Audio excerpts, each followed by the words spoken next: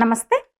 దేశం పట్ల ప్రేమ ఉన్నవాళ్ళు, దేశం పట్ల గౌరవాన్ని చాటేవాళ్ళు, దేశం పట్ల భక్తిని ప్రదర్శించే వాళ్లకు ఈ తుక్కుడేలు ఒక మంద, ఒక గ్యాంగ్, ఒక ముఠ పెట్టిన పేరు బత్తాయిలు అని. అయితే చిత్రంగా ఇప్పుడు ఆ ముఠ మొత్తం లేదు లేదు మీరు కాదు, మేం బత్తాయిలం, మేం పెద్ద బత్తాయిలం, మేము ముదురు బత్తాయిలం, ప్రశ్నిస్తేనే దేశభక్తి, ప్రశ్నిస్తేనే దేశభక్తులు, అందువల్ల మీరు ప్రశ్నించట్లేదు, మేం ప్రశ్నిస్తున్నాము, బత్తాయిలం అసలు సిసలు బత్తాయిలం మేము అంటూ కొత్త వాదన తీసుకొస్తున్నారనమాట. అయితే వాళ్ళ ప్రశ్నించడం ఎట్లుంటదంటే సెలెక్టివ్ గా ఉంటది. కేవలం ఒకరినే ప్రశ్నించాలి, ఒక పార్టీనే ప్రశ్నించాలి, ఒక నాయకుడినే ప్రశ్నించాలి, ఒక పార్టీ ప్రభుత్వాన్ని ప్రశ్నించాలి. ఇప్పుడు వీళ్ళు ఎవరిని ప్రశ్నిస్తున్నారు? ఇప్పుడైనా సరే ఎప్పుడైనా ఎవరిని ప్రశ్నిస్తారు? మోదీని ప్రశ్నించాలి, కేంద్ర ప్రభుత్వాన్ని ప్రశ్నించాలి, కేంద్రంలో అధికారంలో ఉన్న బీజేపీని ప్రశ్నించాలి, నక్సలైట్లను, ఉగ్రవాదులను, దేశానికి చేటు చేసే పార్టీలను లేదా చేటు చేసే వాళ్ళను సమర్థించే వాళ్ళను వీళ్ళు ప్రశ్నించరు. అసలైతే వాళ్ళను రెచ్చగొట్టే వాళ్ళలో, సమర్థించే వాళ్ళలో వీళ్ళు ఉంటారనమాట. అసలు ఇంకెట్లా ఎప్పుడు ప్రశ్నిస్తారు? మోదీ ఏదైనా దేశానికి పోతే ప్రశ్నించాలి. ప్రధాన ప్రతిపక్ష నేత చెప్పకుండా వారాలకు మాయమైనా ప్రశ్నించరు.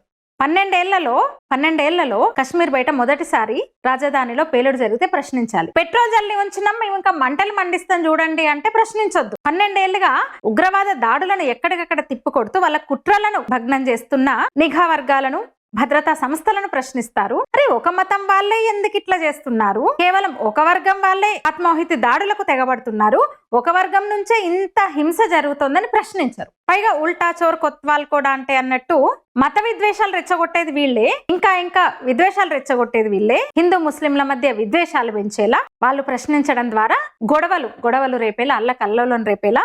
ఆల్రెడీ పెట్రోల్ జల్లి ఉంది అన్నాడు కదా వాళ్ళ నాయకుడు. ఆయన ఇప్పుడు వీళ్ళు ప్రధానిగా చూడాలనుకుంటున్నారు, కోరుకుంటున్నారు కదా. అందుకని ఎక్కడ మంటేద్దామా, ఎక్కడ మంట పెడదామా, ఎక్కడ అగ్గిపుల్లం ముట్టిద్దామా, ఎక్కడ నిప్పు ముట్టిద్దామా అని ఆశగా ఎదురు చూస్తున్న రాబందులు అన్నమాట. హైదరాబాద్ లో కూర్చొని, మన భాగ్యనగరంలో కూర్చొని ప్రమాదకరమైన సైనైడ్ కన్నా ఎన్నో రెట్లు విషపూరితమైన, వేల రెట్లు విషపూరితమైన రెజైన్ ని ఇక్కడ తయారు చేస్తే ఇక్కడ దొరికితే ప్రశ్నించరు. ఆ టైంలో నోట్లో ఏదో పెట్టుకొని ఉంటారు, అప్పుడు ప్రశ్నించరు. ఇక్కడి ఒక మతతత్వ పార్టీ, పేరులోనే మతం ఉన్న ఒక మతతత్వ పార్టీ కాసేపు పక్కన తప్పుకుంటే, పోలీసులు కాసేపు పక్కన తప్పుకుంటే మీ అంత చూస్తామంటే కూడా ప్రశ్నించరు. అదేంటి అని ప్రశ్నించరు. ఎందుకంటే వాళ్ళ బాహుమూలాలు బాగుంటాయి. వీళ్ళకి మోదీని తిట్టాలి, హిందువులు చెడ్డవాళ్ళు అని లబలబలాడాలి, ఆ ప్రచారం చేయడానికి ఉబలాట పడాలి, తహతహలాడాలి, అత్యుత్సాహం ప్రదర్శించాలి, నోటితో విరోచనాలు చేసుకోవాలి, ప్రజాస్వామ్యానికి వ్యతిరేకంగా, రాజ్యాంగ వ్యతిరేకంగా అమాయకులను రెచ్చగొట్టి అడవికి పంపి ఎంతో మంది అమాయకుల ప్రాణాలను తీసుకుని అమాయకుల జీవితాలను నాశనం చేస్తుంటే వాళ్ళని ప్రశ్నించారు. వీళ్ళు ఉల్టా సమర్థిస్తారు. ఎందుకంటే వాళ్ళని రిక్రూట్ చేసేదే వీళ్ళు. అర్బన్ నక్సలైట్లుగా ఇక్కడుండి ఏసీలో కడుపులో చల్ల కదలకుండా కూర్చొని రెచ్చగొట్టి, అమాయకులను రెచ్చగొట్టి, బహుజన యువతను రెచ్చగొట్టి అడవులకు పంపి ఆపరేషన్ కగార్ ఎందుకని ప్రశ్నిస్తారు. కానీ రాజ్యాంగ వ్యతిరేకంగా, ప్రజాస్వామ్య వ్యతిరేకం ఇది అని మాత్రం అనరు. అసలు ఆ మాటే మాట్లాడరు. జైషే మహమ్మదే కావాలని క్లూ ఇచ్చినట్టుగా ప్రచారం చేస్తున్నారు మన కొత్త బత్తాయిలు. జైషే మహమ్మద్ పోస్టర్ ఇవ్వడం వల్ల వీళ్ళందరూ నిఘా వర్గాలు గాని, భద్రతా సంస్థలు గాని, ఏటీఎస్ గాని అలర్ట్ అయినాయి. వీళ్ళు చేసిందేమీ లేదు, అందువల్ల ఆ ఘనత జైషే మహమ్మద్దే. ఆ తీగలాగి డొంక కదలడానికి కారణమైన మన తెలుగు ఆర్మీ ఆఫీసర్, ఆయన ఒక డాక్టర్ చదివి ఒక 1 year ఆయన ప్రాక్టీస్ చేస్తూ, తల్లిదండ్రి కూడా మెడికల్ ఆఫీసర్స్, అట్లా ఆయన ఐపీఎస్ అయిపోయి విధుల్లో ఉండి ఏంటి పోస్టర్ ఏదో ఉందని ఇవన్నీ బయటకు వచ్చినాయి. ఆయనను మాత్రం ప్రశంసించడానికి అవ్వదు, ప్రశ్నించడమే. ఇక్కడున్న అధికార పార్టీని ప్రశ్నించరు, ఆర్మీని తక్కువ చేస్తే, ఆర్మీని హేళన చేస్తే ప్రశ్నించరు. వాళ్ళ బాహుమూలాలు కూడా బాగుంటాయి వీళ్ళకి. అవినీతి లేకుండా దేశమే కుటుంబంగా భావించే నాయకుడిని మాత్రం ప్రశ్నించాలి. నరేంద్ర మోదీ భూటాన్ పోయిండు, ఎందుకు పోయిండు అని ప్రశ్నిస్తున్నారు. చెప్పా చేయకుండా ఒక ప్రతిపక్ష నేత వారాల తరబడి చెప్పా చేయకుండా విదేశాలకు పోతే ప్రశ్నించరు. దొరికిపోయారు కదా, పట్టుకున్నారు కదా, డాక్టర్స్ కదా, అందరూ ముస్లింసే కదా, వాళ్ళలో పొరపాటున ఒక హిందూ ఉన్నా అసలు వీళ్ళు మామూలుగా ఎగిరేటోళ్ళు కాదు వీళ్ళు. అయితే ఆ బాధ కనిపిస్తోంది వాళ్ళకి. అయ్యో హిందువులు లేరే, ఒక్క హిందూ అన్నా లేరే దీంట్లో, అసలు నిఘా వర్గాలు ఎందుకు ఇట్లా భంగం చేసినాయి? అరే బాంబు పేలులు ఇంకా జరగాల్సి ఉండేనే, ఇంకా నాశనం కావాల్సి ఉండేనే దేశము. అయితే సంతోషించే వాళ్ళం కదా, నిల్వ చేసిన 3,000 కిలోల 3 టన్నుల అమోనియం నైట్రేట్ పేలితే బాగుండునే, దేశంలో అక్కడక్కడ మంటలు రేగితే బాగుండునే, చలి కాసుకుందుమే, ఆ శవాల మీద రాజకీయం చేద్దుమే, శవాల మీద పేలాలు ఏరుకుందుమే మేమంటూ వీళ్ళందరూ వేచి చూస్తున్న రాబందులు, గుంటనక్కలు ఇవన్నీ కూడా. డాక్టర్స్ అందరూ ముస్లింలే. ఇంత జరిగితే హిందువులంట వాళ్ళను శత్రువులుగా చూసే పరిస్థితి వస్తుందట. ఎక్కడ హిందువులు మొత్తం ఆ వర్గాన్ని ఎక్కడ తిట్టారో, వాళ్ళ ఇళ్ల మీదకి గొడవకి వెళ్ళారో, దాడులకు వెళ్ళారో, వాళ్ళని హింసించరో, ప్రతీకార దాడులు జరగవో అన్న ఆందోళన వీళ్లకు, ఒక అసంతృప్తి ఉందన్నమాట. అందుకని అరే కొట్టుకుంటే బాగుండునే, హిందూ ముస్లింలు కొట్టుకుంటే బాగుండునే, తన్నుకుంటే బాగుండునే, చంపుకుంటే బాగుండునే, మంటలు రేగితే బాగుండునే, అక్కడ మొదలైన చిచ్చు దేశమంతా వ్యాపిస్తే బాగుండునే, దేశ రాజధానిలో మొదలైన మంట ఇక్కడికి కూడా వ్యాపిస్తే బాగుండునే, దేశమంతా తగలబడితే బాగుండునే, మేము చూస్తూ ఆనందిద్దుమే అన్న ఇది వాళ్ళలో కనిపిస్తుంది. కనిపించట్లేదా? రెచ్చగొట్టే మాటలు కాదా అవి? ఈ దేశంలో ఉన్న ముస్లింలను ఒక శత్రువులుగా చూపిస్తున్నారు, చూపించేందుకు తాపత్రయపడుతున్నారు. నిజంగా అంత తాపత్రయము, అంత శత్రువులుగా చూస్తే ఎన్ని జరగాలి? పట్టుబడ్డ వాళ్ళందరూ ముస్లింలే కదా. ఏ ముస్లింల మీద దాడి చేశారు? హిందువులు ఏ ముస్లింల మీద దాడి చేశారు? ఎక్కడ దాడులైనాయి? ఇంకా మైనార్టీలే కదా. ఇతర ఇస్లామిక్ కంట్రీలో కూడా లేనంత స్వేచ్ఛగా ఆనందంగా అన్ని అనుభవిస్తూ, వనరులు అనుభవిస్తూ అన్ని ఇంకా ముందు వాళ్ళకే. ఎవరు మన్మోహన్ సింగ్ అనే అతను అంటాడు, అసలు మొదటి హక్కుదారు ఈ దేశంలో ముస్లింలే అన్నాడు. అన్నట్టుగానే వాళ్ళకు మొదటి హక్కుదారులు అయిపోయినారు కదా. ప్రశాంతంగా ఆనందంగా సంతోషంగా అన్ని అనుభవిస్తూ ఉన్నారు కదా. వీళ్ళెందుకు రెచ్చగొడుతున్నారు? వాళ్ళకి లేని నొప్పి వీళ్ళెందుకు? అంటే ఉగ్రవాదులైనా సపోర్ట్ చేయాలా? అబ్దుల్ కలాం, ఉస్తాద్ బిస్మిల్లా ఖాన్ లాంటి వాళ్ళని ఎత్తున పెట్టుకోలేదా? భారతీయతనే కదా చూసాం, వాళ్ళని భారతీయులుగానే కదా చూసాం, ముస్లింలుగా చూడలేదు కదా. RSS సర్సంఘ్ చాలక్ మోహన్ భగవత్ గారు అంటారు, ముస్లింలు మన వాళ్ళు, మనం కలిసి నివసించాల్సిన వాళ్ళం, కలిసి ఈ దేశంలో జీవించాల్సిన వాళ్ళం ముస్లింలని. RSS శాఖలో RSS పెద్దలు చెప్పేది అదే. కులాలు, మతాలు, ప్రాంతాల వారిగా మనం కొట్టుకోవద్దు, దేశమంతా ఒకటే, భారతీయులమంతా ఒకటే, మనందరం ఒక దగ్గర కలిసి బతుకుతున్న వల్ల మంచిగా ఉండాలి అని చెప్తాం. వీళ్ళ మాటలు ఎట్లా ఉన్నాయి? ఎవరి రెచ్చగొట్టే మాటలు ఇక్కడ? ఎవరి రెచ్చగొట్టే మాటలు అంటే ఎట్లా రెచ్చగొడుతున్నారు చూడండి. ముస్లిం సోదరులకు నేను గమనించమని కోరుతున్నా. నేను ముస్లింలనేం అసహించుకోవట్లేదు, ముస్లింలనేం దూరం పెట్టట్లేదు. భారతీయ హిందువులు ఇదో ఇలా రెచ్చగొట్టే వాళ్ళని అసహించుకుంటున్నాం. ఇట్లా రెచ్చగొట్టే వాళ్ళని మీరు కూడా అసహించుకోవాలి. ముస్లింలు కూడా, ముస్లిం సమాజానికి నేను విజ్ఞప్తి చేస్తున్నా, నిజంగానే కలిసి బతకాల్సిన వాళ్ళం. ఇలాంటి రెచ్చగొట్టే పార్టీలు, రెచ్చగొట్టే మనుషుల మాటల్ని మీరు నమ్మొద్దు. ఎవడో చేసిన పాపానికి, ఒక పార్టీ, ఒక నాయకులు చేసిన పాపానికి ఈ దేశంలో హిందువులుగా అనుభవిస్తున్నాం. ఇంకా ఎవరికి వాళ్ళం అనుభవిస్తున్నాం తప్ప ఎక్కడ ఎవరిని అసహించుకోవట్లేదు, ఆక్రోశం ప్రదర్శించట్లేదు, దాడులు చేయట్లేదు. అయిందేదో అయిపోయింది. హిందుస్థాన్, పాకిస్తాన్ హిందువులే కాదు ముస్లింలు కూడా ఉన్నారు అని కలిసి బతుకుతున్నాం కదా 70-80 ఏళ్ళుగా. ఈ రెచ్చగొట్టడం ఏంటి అసలు? అనుకున్నట్టే సాగుతోంది. అయినా సరే సొంత దేశం మీద, సొంత ప్రజల మీద ఈ దాడులేంటి అసలు? మళ్ళీ మనవాదం అంటారు. లేని మనవాదాన్ని గుర్తు చేస్తారు. అసలు మనవాదం ఉందా ఇంకా అమల్లో, ఆచరణలో ఉందా? లేదు కదా. అయినా సరే ఓ వర్గాన్ని, హిందువులను టార్గెట్ చేయడానికి ఈ సోకాల్డ్ గ్రూప్ అంతా మనవాదులు, RSS మనవాదులను టార్గెట్ చేస్తున్నారు కదా. ఈ మతోన్మాదం కనిపించట్లేదా? ఎప్పుడన్నా ప్రశ్నించారా? చెప్పారా? ఇట్లా మంచి మాటలు చెప్పారా? ఉగ్రవాదాన్ని వీడండి, మనందరం భారతీయులం అనే మాట మీ నుంచి వచ్చిందా? రావట్లేదు కదా. హైదరాబాద్కి ఎంత ముప్పు తప్పిందో తెలుసా? భాగ్యనగరానికి ఎందుకు చెప్పట్లేదు? మతోన్మాదం వద్దు, మీ ఇంత ఉన్మాదం వద్దు, మీకు ప్రాణాలు తీయడం సరికాదు, ఒకరిని చంపడం సరికాదు అంటే ఈ దేశంలో చిచ్చు పెట్టాలి. మీరు ప్రాణాలు తీయడం కాదు, ప్రాణాలు తీయడమే కాదు, తీసుకుంటున్నారు. ఆత్మాహుతి దాడులంట. అంటే ఎంత ఉన్మాదం అర్థం చేసుకోండి. మనవాదం అట్లా చెప్పలేదే. మీరంటున్న మనవాదులు, RSS వాదులు ఎప్పుడు అంత ఉన్మాదంతో రగిలిపోవడం లేదే, ప్రాణాలు తీయట్లేదే, ప్రాణాలు తీసుకోవడం లేదే. తీయడాన్ని మించి ఇంకో లెవెల్ అనమాట, నెక్స్ట్ లెవెల్ ప్రాణాలు తీసుకోవడం అంటే. ఆ మౌఢ్యాన్ని ఎప్పుడన్నా ప్రశ్నించారా? పెట్రోల్ జల్లుంది, మంట పెడతామంటే రాజకీయ పార్టీలను ప్రశ్నించరు. అప్పుడు దేశభక్తి లేదు, ఇప్పుడు దేశభక్తి పొంగి పొర్లుతోంది. ఎన్నిసార్లు దాడులు జరిగినాయి 12 ఏళ్లలో? భద్రతా సంస్థలు, నిఘా వర్గాల మీద కూడా వీళ్ళు అసలు మీద ఏమీ లేదు. జైషే మహమ్మద్ గొప్ప ఉగ్రవాద సంస్థ, మీకు హింట్ ఇచ్చింది, ఫోన్లే పాపం అని వాళ్ళు హింట్ ఇచ్చారు, మీరు చేసింది ఏంది, మీ మొహం అంటున్నారు వీళ్ళు. భారత పరిస్థితి, ఓవైపు బంగ్లాదేశ్, ఓవైపు పాకిస్తాన్, ఓవైపు చైనా, వాళ్ళ దేశమే. శత్రు దేశాలు ఇవన్నీ కూడా. సరిహద్దులో శత్రు దేశాలతో తలనొప్పులు, అంతర్గతంగా వీళ్ళు ప్రతి ఒక్కడు ఎవడేం చేస్తున్నాడో కష్టం చెప్పడం. ఈ పరిస్థితుల్లో వీళ్ళు అంతర్గత శత్రువులు, వీళ్ళు ఈ సోకాళ్ళు నిఘా వర్గాలు కనుగొంటలేరు అంటారు. ఈజీనే, నిఘా వర్గాలు కనిపెట్టలేదు, దాడి జరిగింది అనడం ఈజీ. గానీ మరి ఎన్నిసార్లు అవే నిఘా వర్గాలు, అవే భద్రతా సంస్థలు కాపాడినాయి, వాళ్ళ కుట్రలకు భంగం కలిగించినాయి, భగ్నం చేసినాయి. ఆ మాట ఎందుకు రాదు?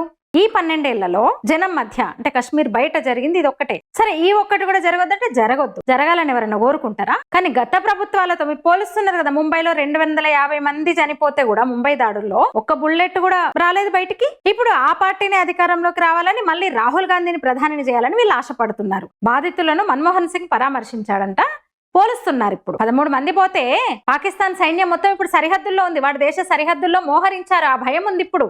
మన్మోహన్ సింగ్ టైంలో ఆ భయం లేదు. హైదరాబాద్ లో గోకుల్ చాట్లో, లుంబిని పార్క్ లో మహారాష్ట్రలో, కోయంబత్తూరులో, కర్ణాటకలో, జమ్మూ కాశ్మీర్ లో ఇంకా లెక్కలేనన్ని, ముంబైలో చొరబడి సముద్ర మార్గం నుంచి వచ్చి కాంగ్రెస్ అధికారంలో ఉన్నప్పుడు అక్కడ ఇక్కడ రాష్ట్రంలో దేశంలో 2 చోట్ల 2 రోజుల పాటు భయానక వాతావరణము, రైల్వే స్టేషన్ ను, బస్ స్టాండ్ ను, హోటల్ ను, తాజ్ హోటల్ ను గుప్పిట్లో పెట్టుకొని ఒక నర మేధం చేస్తే కనీసము ఒక్క ప్రకటన లేదు, ప్రతీకార్య చర్య లేదు, ఒక భయం చెప్పింది లేదు, ఎక్కడ కనీస ప్రకటన లేదు, వార్నింగ్ లేదు, హెచ్చరిక లేదు ప్రభుత్వం నుంచి, నాడు ప్రధాని నుంచి.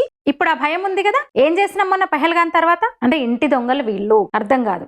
మోదీ మీద ద్వేషం తెల్లారేస్తే, బీజేపీ మీద ద్వేషం. ముస్లింలను రెచ్చగొడుతున్నారు. ఎవరు రెచ్చగొడుతున్నారు? ఏ ముస్లింని ఎవరేమన్నారు? ముస్లింలను ఎందుకంటారు అందరు ముస్లింలను? కానీ దొరికిపోయిందంతా ముస్లింలే కదా అక్కడ.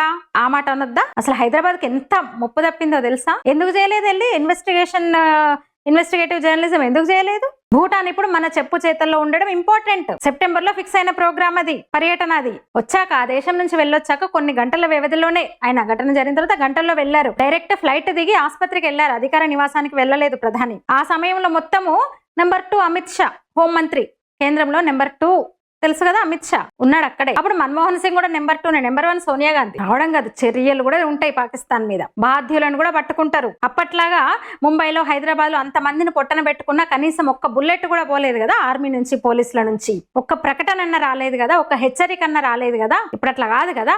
చూస్తారు ఏంటో, ప్రభుత్వం తానేంటో చూపిస్తుంది. ఆపరేషన్ సింధూర్ కంటిన్యూ అవుతుంది 2.0. నిఘా వైఫల్యమా? సిగ్గుండాలా మాట్లాడడానికి, శరం ఉండాలా మాట్లాడడానికి? అన్నం తినే నోరైతే అలాంటి మాటలు రావు అసలు. నిఘా వర్గాలు, భద్రతా సంస్థల వైఫల్యం అన్నారంటే అసలు మనిషి పుట్టుకే పుట్టలేదు వాళ్ళు. అసలు అతివాద మతోన్మాద ముస్లింల కన్నా డేంజర్ వీళ్ళు. డాక్టర్లు చదివి, ఈ వనరులతో చదివి అనుభవిస్తూ ఈ దేశాన్ని నాశనం చేయాలనుకుంటున్న వాళ్ళని వెనకేసుకొస్తున్నారు. ప్రశ్నించాల్సింది పోయి మోదీని ప్రశ్నిస్తున్నారు, వాళ్ళని వెనకేసుకొస్తున్నారు. ఇది చెప్తున్న దృష్టి మళ్లించడమే వాళ్ళ పని. ఈ దేశద్రోహులైన ఈ డాక్టర్లను కాపాడుకోవడం కోసం దృష్టి మళ్లిస్తున్నారు వీళ్ళు. జైషే మహమ్మద్ ను ఇండైరెక్ట్ గా మెచ్చుకుంటున్నారు. జైషే మహమ్మద్ అనే సంస్థ చాలా గొప్పది, అది క్లూ ఇవ్వడం వల్లనే, హింట్ ఇవ్వడం వల్లనే ఈ మాత్రం చేశారు. కానీ వీళ్ళకి ఏమీ చేత కాదు. భారతదేశంలో ఉన్న పోలీసులకు, నిఘా వర్గాలకు, ఆర్మీకి చేత కాదు అని ఇండైరెక్ట్ గా డైరెక్ట్ చెప్పేస్తున్నారు. బీహార్ ఎన్నికల కోసం అన్నారు, గంటల్లోనే అదే రోజు బీహార్ ఎన్నికల్లో డ్రామాలు అన్నారు.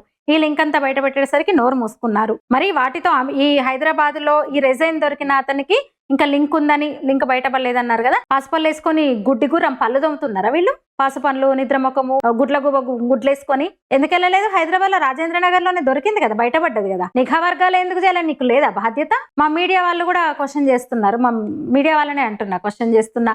ఈ యూట్యూబ్ పెట్టుకుని నోటికి ఏదో వస్తే అది వాగుతున్న వాళ్ళనే అంటున్నా. 4th ఎస్టేట్ గా బాధ్యత లేదా? 12 ఏళ్లు ఎలాంటి ఇవి జరగలేదు కదా, ఉగ్రదాడులు. ఇది జరిగితే ఒక్కదాన్ని భూతద్దంలో పెట్టి చూపిస్తూ, హైదరాబాద్ లో కూర్చొని వీడియోలు చేస్తూ, ఇక్కడే కదా రైజన్ ను గుర్తించింది, ఎందుకు మాట్లాడలేదు?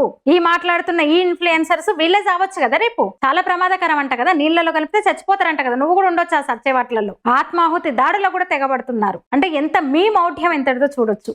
ఒక ఉన్మాద జాతిని సమర్థిస్తున్నారు కదా, వాళ్ళని మించిన ఉన్మాదులు వీళ్ళు. 12 ఏళ్లలో దాడి జరగలేదంటే నిఘా వైఫల్యమా?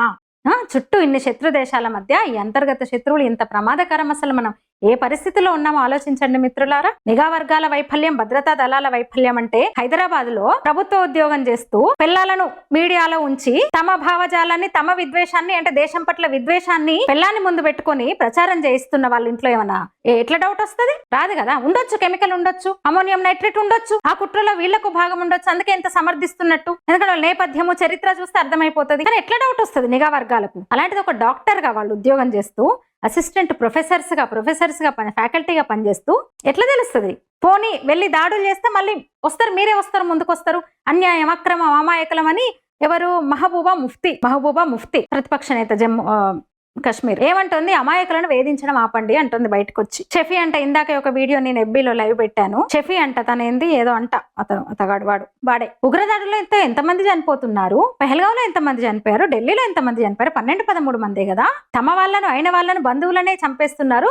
సమాజంలో జరుగుతున్న ఇతర నేరాల్లో చనిపోతున్న వాళ్ళ సంఖ్యతో పోలిస్తే ఉగ్రదాడుల్లో చనిపోతున్న వాళ్ళు చాలా తక్కువ అని అంత ఈజీగా తీసేస్తున్నాడు. అంటే మామూలుగా అయితే ఏ బీజేపీ పాలిత రాష్ట్రమో అయితే నిజంగా దేశం గురించి ఆలోచించే పార్టీ ప్రభుత్వం అక్కడ ఉంటే ఈ పార్టీకి వాడిని బొక్కలేసేవాళ్ళు, మోటోగా తీసుకునే వాళ్ళు, అసలు కేసు అయిపోయేది కదా. అలా మాట్లాడే వాళ్ళు విచ్చలవిడిగా తిరుగుతున్నారు, వీడియోలు చేస్తూ రెచ్చగొడుతూ. ఏమంటున్నారు? ఇప్పుడు ముస్లింలను ఇంకా టార్గెట్ చేస్తారు, ముస్లింలను శత్రువుగా చూస్తున్నారు అని రెచ్చగొడుతున్నారు. ఎక్కడ 3 రోజులు అయిపోతే ఏ ముస్లిం మీద దాడి జరిగింది? భాగ్యనగరంలోనే బయటపడితే అందులో ఒక టెర్రరిస్ట్ ఒక్కటి మాత్రమే కాదు, దేశంలో ఎక్కడ ఉగ్రవాదులు బయటపడ్డా, ఉగ్ర చర్యలు బయటపడ్డా, ఉగ్ర కుట్రలను వీళ్ళు భగ్నం చేసిన మూలాలు సంబంధము భాగ్యనగరానికి ఉంటది. భాగ్యనగరంలో కూర్చొని ఏం మాట్లాడుతున్నారు? ఎందుకు చేయట్లేదు? మీకు బాధ్యత లేదా? అదేం జర్నలిజమేనా మీరు చేసేది? రాష్ట్ర ప్రభుత్వం మీద ఒత్తిడి తేవద్దా? బాధ్యత ఉంటే ఒత్తిడి తేవద్దా? ఏది ఆ ఓల్డ్ సిటీలో పురాణా షహర్ లో తనిఖీలు చేయించండి. హైదరాబాద్కే కదా లింకులు ఉన్నాయి. బయటపడ్డాడు కదా సాక్షాత్తు ఒక ఉగ్రవాది, ఇక్కడోడని బయటపడ్డది కదా, దొరికిండు కదా. ఒత్తిడి చేయమా, ప్రశ్నించు. ప్రభుత్వాన్ని, ముఖ్యమంత్రిని ఎందుకు ప్రశ్నించట్లేదు? ఉగ్రవాద లింకులని హైదరాబాద్ లో బయటపడుతున్నప్పుడు ఎందుకు ప్రశ్నించట్లేదు? మంటలు రేగాలి, నిప్పు అక్కడ మొదలైన మంట దేశమంతా వ్యాపించాలి, రెచ్చగొట్టాలి రెండు వర్గాలని. రాహుల్ గాంధీ పెట్రోల్ జల్లడం ప్రశ్నించలేదు. బయటకెళ్లి దేశం గురించి, దేశాన్ని తక్కువ చేసే మాటలు మాట్లాడితే ప్రశ్నించలేదు. రాష్ట్ర ముఖ్యమంత్రి స్వయంగా ఆర్మీని హేళన చేస్తే మాట్లాడరు. బాంబులు తయారు చేస్తున్నారు, విషం తయారైతుంది హైదరాబాద్ లో, ఎప్పుడు అడగలేదు, ఎందుకు మాట్లాడలేదు? ఎన్నోసార్లు ఈ 12 ఏళ్లలో చాలా చోట్ల ఉగ్రవాదుల్ని పట్టుకున్నారు. ఎప్పుడన్నా యూట్యూబ్ లో ఛానల్లో పెట్టుకొని ఆ సమాచారాన్ని అందించే ప్రయత్నం అన్నా జరిగిందా? లేకపోగా ఉగ్రవాదులను సమర్థిస్తూ అమాయక ముస్లింలను రెచ్చగొడుతున్నారు వీళ్ళు. ముస్లింలు ముందుకు రావాలి, నేను విజ్ఞప్తి చేస్తున్నా. నిజమైన దేశభక్తులైన ముస్లింలు ముందుకు రావాలి, వీళ్ళ కుట్రల్ని ఖండించాలి, అర్థం చేసుకోవాలి వీళ్ళ కుట్రని. ఇలాంటి వాళ్ళకి అడ్డుకట్ట వేయాలి, వీళ్ళ మాటల్ని ఖండించాలి, వీళ్ళకు బుద్ధి చెప్పాలి. అసలైతే వీళ్ళకు బుద్ధి చెప్పాలి. ఈ నీచ రాజకీయాలు చేస్తున్న పార్టీలకు బుద్ధి చెప్పాలి. ఈ సోకాల్డ్ జర్నలిస్టు ముసుగులో జర్నలిజం చేస్తున్న వాళ్లకు బుద్ధి చెప్పాలి. కలిసిమెలిసి ఉందాం మనం, ఈ దేశం మనది, కలిసిమెలిసి ఉండాల్సిన వాళ్ళమే, వేరే ఆప్షన్ లేదు మనకి. అయిష్టంగానైనా కలిసి ఉండాల్సిందే, సర్దుకొని పోయి ఉండాల్సిందే. ఇప్పుడు భారతీయులందరం సోదరులం, కలిసి ఉండాల్సిందే. ఈ భారతీయుల మధ్య, ఈ మతాల మధ్య చిచ్చు పెట్టే వాళ్ళ విషయంలో అలర్ట్గా ఉండాలి, వాళ్ళకి బుద్ధి చెప్పాలి. భారతీయ ముస్లింలకు నేను విజ్ఞప్తి చేస్తున్నా, కోరుకుంటున్నా. మీరేమంటారు? ఈ వీడియో మీద మీ అభిప్రాయం తెలియజేయండి. ధన్యవాదాలు.